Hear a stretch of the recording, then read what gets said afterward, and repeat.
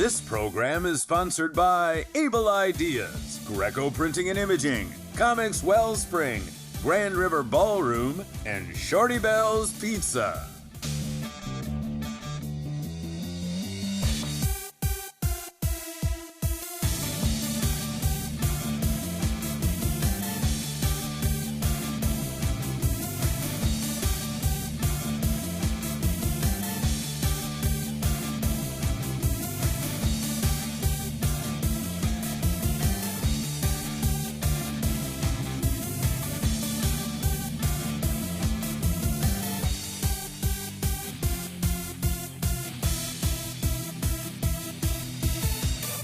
Hey everybody, welcome to Comics, Beer, and Sci-Fi. If you missed last week's first episode, we are going to be focusing on a local convention each week. What do we have this week, Jill? Well, this week we are focusing on the Astronomicon. Okay. And they're a really great show. It's a nice blend of horror, wrestling, comic books, hip-hop, all in one. And Comics, Beer, and Sci-Fi has been covering them since their very first show. So let's get things going right now. We have a series of interviews with various actors from Kevin Smith's catalog of films. When we were shooting this movie, we always knew it was going to be the biggest movie ever. Hell no. None of us ever thought we would even see it. Like, Clerks was done at the time where you would actually edit movies, film. You would cut and splice the film.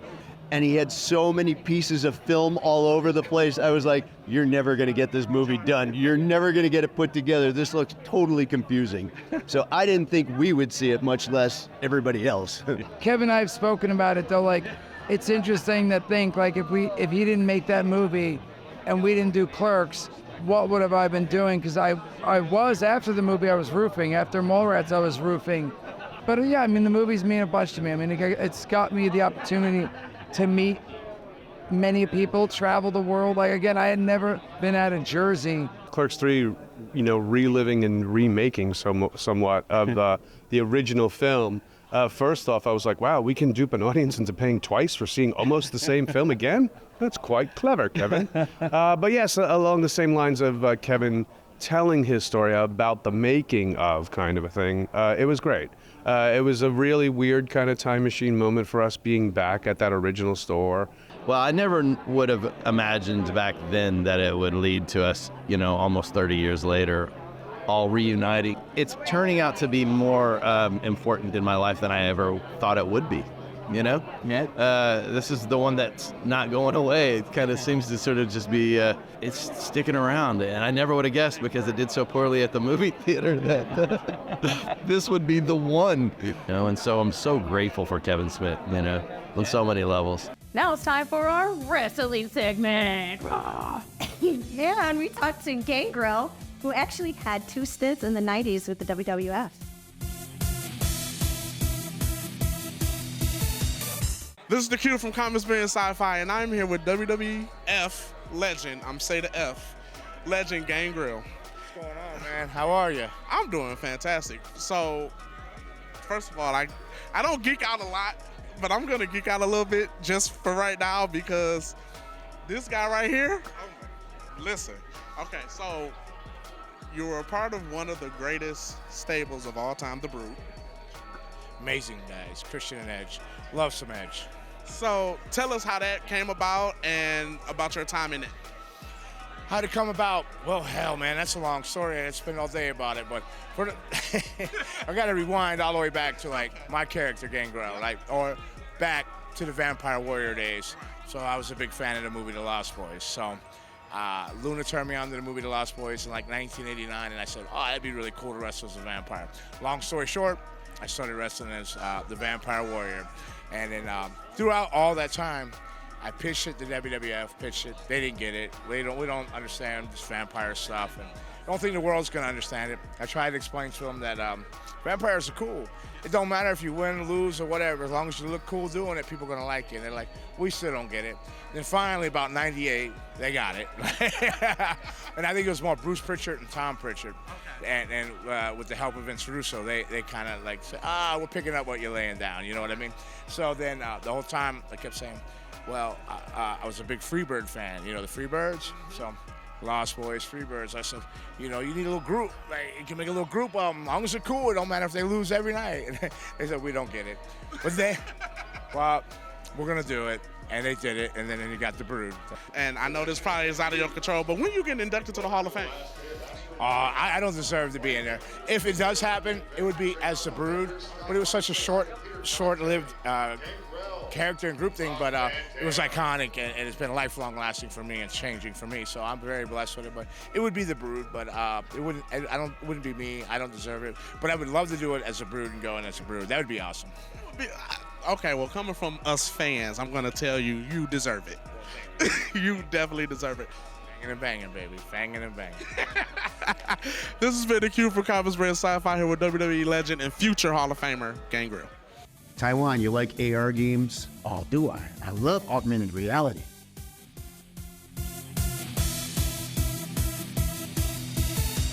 Hi guys, this is Samantha with Comix Beer and Sci-Fi. I am here with Mike. Back in 2019, I imported a high-end augmented reality attraction from Japan called Hado. It's played on a giant court. It's 20 by 30 feet. So everything is motion sensing, so there's no controllers. You just move freely, and it's not VR. When you put on a headset, you can still see everyone and everything around you. The software layers the game over reality like CGI. People play in their cosplay. You're essentially playing dodgeball, but instead of throwing rubber balls, you're shooting Dragon Ball Z-style energy orbs right out of your hand. You throw your arm up and shields come up. It's like Tron mixed with anime. All right, so what made you get started in this? So when I was like 11 years old, my friend's mom took us to laser tag. This was like a long time ago, and I thought it was like the coolest thing ever. And when I was really little, I used to love like going to redemption arcades and playing games and winning tickets. And I loved entertainment. I was in a band for years. I threw shows and promoted shows. I always wanted to own like an entertainment facility. So when I was in my like late 20s, I did some research about just wanting to open a giant entertainment facility, and I just researched like 40, 50, 60 different attractions, and I found some video for Hado, but it was attached to an article that basically said it was only in Japan. It was like right when it first came out. I don't even think I was in my 20s then. I was in my 30s. And right, don't lie to everybody. Come on now. No, I was thinking about it, and I was like, no, it wasn't that long ago.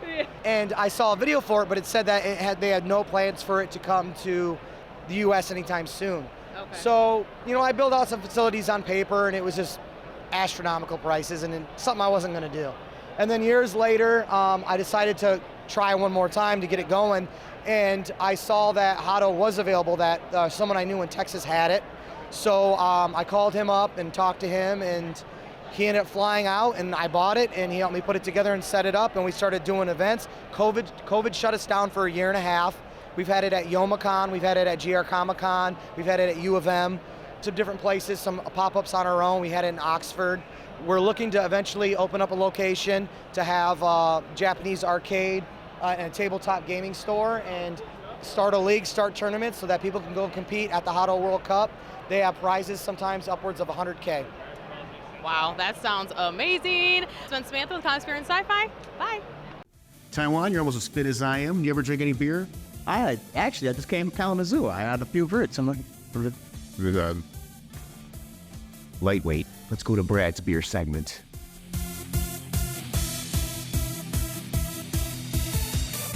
Beer Exchange has a really interesting premise. Can you tell me about it? Yeah, so every day at 6 o'clock, we open up our stock market for beer. Our prices change every 15 minutes based on supply and demand. So what people order here in the restaurant, the more popular it is, the price goes up, and then it just fluctuates back and forth all night long so that we have an ever-eternal happy hour.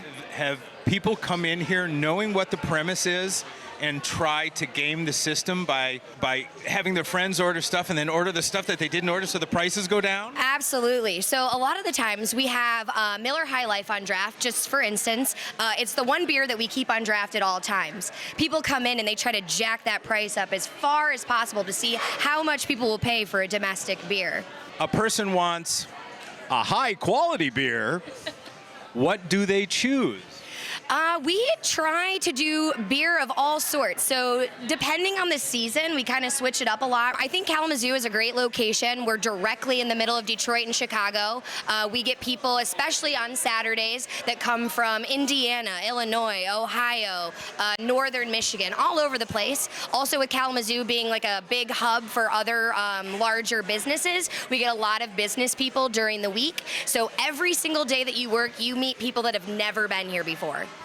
Make sure to follow Comix Beer and Sci-Fi on all of our social media platforms.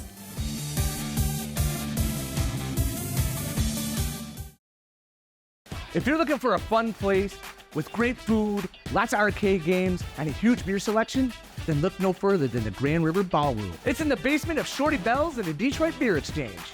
Oh yeah, this is where all the superheroes and villains come to hang out. Hi, heroines. Can I play next? Back away. Okay. Pick up for Richie. All right. Wow. These smell good. Guess she was hungrier than me. Hey, ladies, you got room for one more? No. Get out of here. Scat. Oh, thank you. No problem. Hey, buddy. Got your usual?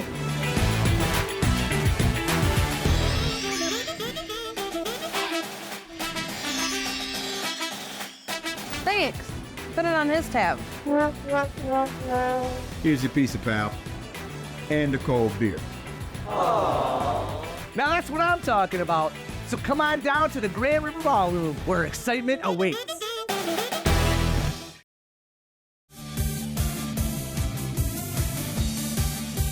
Now it's time to take a look at this week's comic book artist with the legendary Bill Morrison. Yeah, actually, he's created a lot, but you guys might know him from Futurama, new season out on Hulu. So I'm here with Michigan born and raised artist Bill Morrison. How you doing? I'm doing good, thanks. How you doing? Pretty good. Tell us, how did you get hooked up with, is it Matt Groening or Groening? Groening. I just want to make sure I got his name right. He always says his name rhymes with complaining. So, like, before you met him, tell us a little bit about your career. Well, I went to the College for Creative Studies here in Detroit. And the first 2 years out of college, I worked at a place in Livonia doing technical illustration for the auto industry. Went out to California, and the first thing I did before I met Matt Groening was movie posters. So I worked for a company that was kind of like a boutique ad agency for the movie industry. So I did a lot of like 80s posters. Which ones were those? I did one, probably one that's best known is a movie called House. William Catt. I did the art for that. But I met Matt Groening while I was working at this particular job, and it was before he created The Simpsons. So he was a young, kind of struggling writer. Then, a few years later, he started The Simpsons, and I got recruited to help draw all the merchandise art. Now, you started, was it Bongo Comics with Matt, correct? What was that experience like? That was amazing. We were doing a magazine titled Simpsons Illustrated. And in that magazine, it was kind of like a fan magazine for Simpsons fans, and it had articles and, game pages. And it was a variety of things. But one of the things in the magazine was a comic section. So we started doing comics within the magazine. Somebody, probably Matt, thought, well, what if we made it look like an actual comic book? We shrunk it down to comic size. That issue came out, and it was such a big success that it gave Matt the confidence to start a company. So he came to, there were a few of us involved, a handful of people, and he came to us and said, how would you guys like to start a comic book company, and we'll do this full time? And it was a dream come true. That led to you working on Futurama. Yes. And Matt came in one day and he said, I'm working on this new TV show idea. I'd like some help helping, I'd like someone to help me sort of visualize what I'm thinking for the characters. Part of my job was sort of to show him what he didn't want. so it would help him to kind of visualize what he did want. Taiwan, you like scary movies? I do, Nick.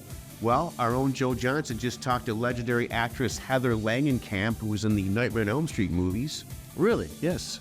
No, I just saw her on Midnight Club on Netflix. Oh, okay. Well, let's check her out. Heather, thanks for coming to Michigan. First of all, at these events, what do you enjoy about interacting with your fans, your people? Well, honestly, after 40 years of doing this, I would think like everyone had already met me, but it's always fun to meet. There's always a new generation that's, getting into the Nightmare movies. So I'm happy that I can help usher them into loving Freddie and Nancy. So I always have new conversations with young folks and old folks alike. I love it. Talk about what these movies, the impact they've had on you, your life, your career. Well, I certainly realize that I've played like one of the greatest roles of all time in the horror genre, and I really appreciate that part of being Nancy. And people tell me all the time how important she was to their growing up, or parts of their life that might have been difficult, where they looked at Nancy as a way through their difficulties. So that's definitely the most touching part of hearing folks' stories about their relationship with Nancy. Yeah, because she's not just a victim, she's a strong character. She kind of kicks some Freddie butt. Yeah, I mean, I think everybody inside of them has a little bit of Nancy if they look for it. They watch her and see how she manages all these, incredible problems with her life. And I do find that people use her. And I have used her from time to time in my life, so I know that it's possible to do that. That's awesome. Last question. What does the term Scream Queen mean to you? It seems a little bit of a misnomer, but you're in fantastic company with actresses who've kind of fallen into that Scream Queen category. Yeah, I mean, I look at it both ways. If you're screaming at the movie, then, I'm part of that. I do some good screams in the show, so I am very proud of that. It's a term that I had to learn to love, but I do love it now. Yeah. Great. Thank you very much. Pleasure meeting you. Thanks. The Q is back. That's right, and he talked to a creator from Chicago that makes bootleg toys. Bootleg toys. You guys got to check this out.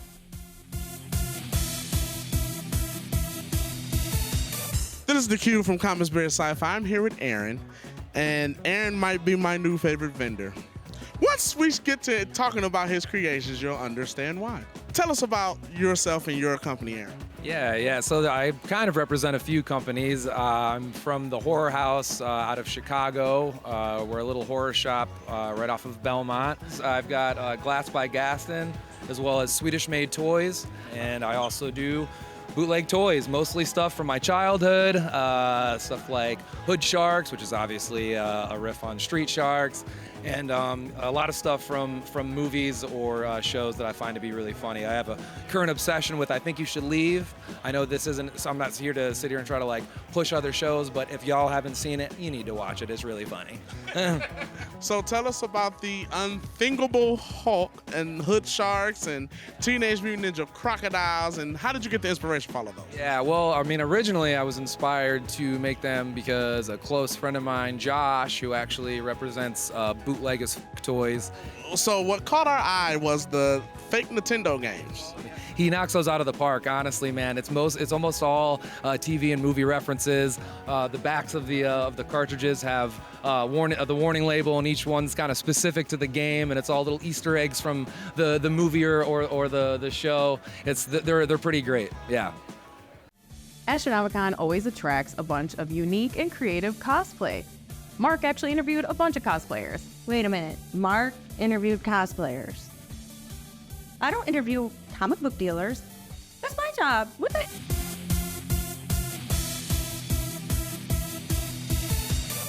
Hey, this is Mark at Astronomicon 6. I'm here with Eli. He's a tech priest from Warhammer 40K. Tell me, how did you make this beautiful costume? It's all EVA foam and PVC pipe and imagination, hopes, dreams, and blood, sweat, and tears. So tell me, like, how long can you be in this costume before you start getting really hot or just going crazy? All day. I got fans. And this is all fabric. Most touching my body is fabric. Oh, okay. Foam on my head is this helmet, and it has a screen section, and I have a neck cooling fan and a fan down here on my hip.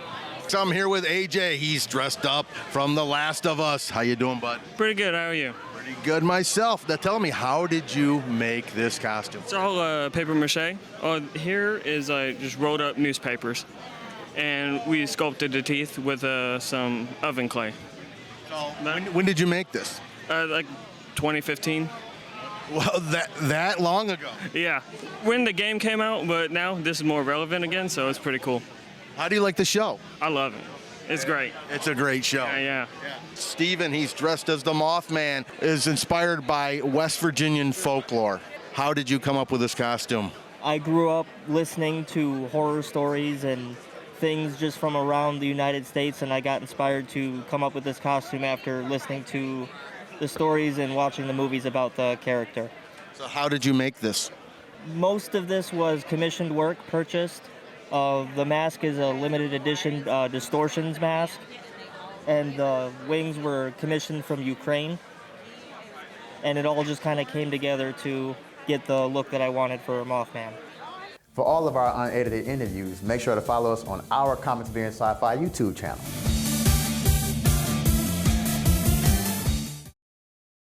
Printing your comic book should be an easy and exciting experience. You shouldn't have to break the bank or wait too long to get your prints in your hands or to your fans. At Comix Wellspring, we specialize in printing high-quality comic books and graphic novels at an affordable price right here in the USA. Our quality-controlled environment and super helpful customer service ensure we deliver the perfect prints on time and an excellent experience every time. These are good?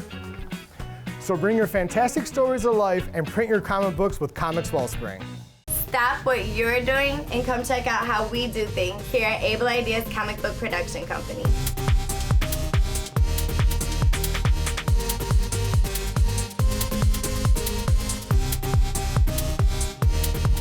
There, we got your attention. Now go to our YouTube channel to subscribe and follow us on social media. Stay tuned for our uncensored DVD coming soon. And for more information, follow us at ableideas.com, where your ideas come to life.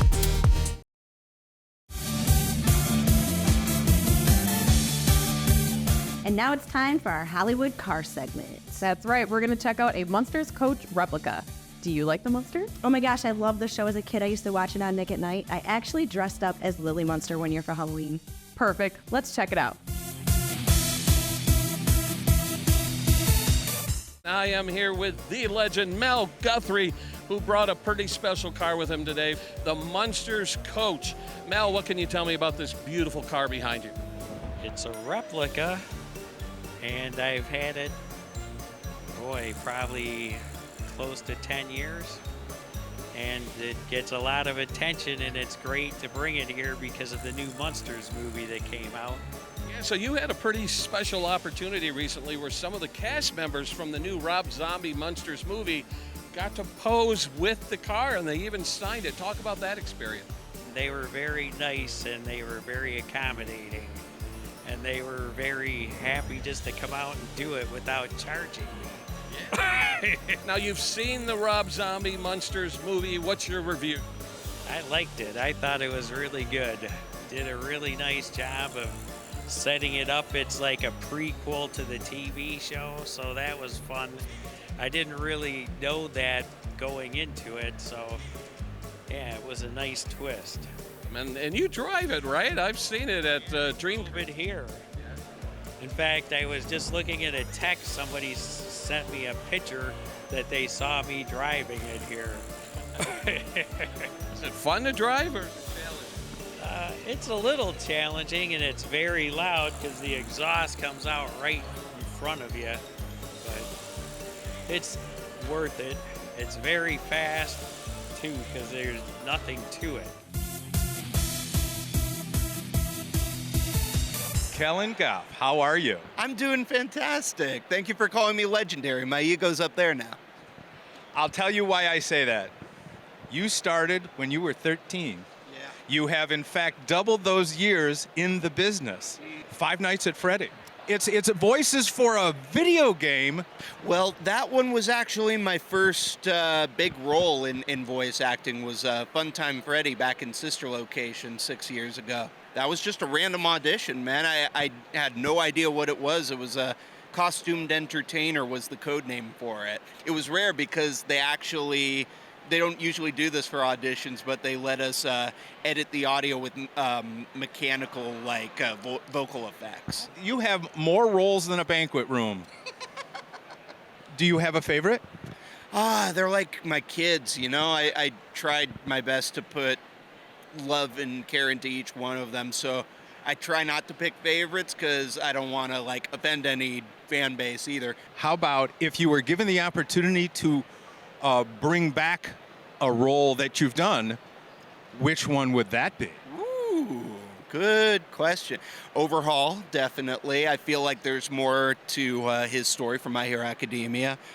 Porco from Attack on Titan, Toritsuka from Psyche K, and Sasaki from Sasaki and Miyano. Those are among them. See, I love all of them. It's hard to choose.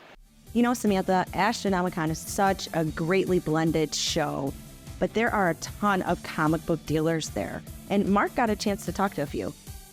Did he really? So many interviews, so little time. What are people looking for at this show?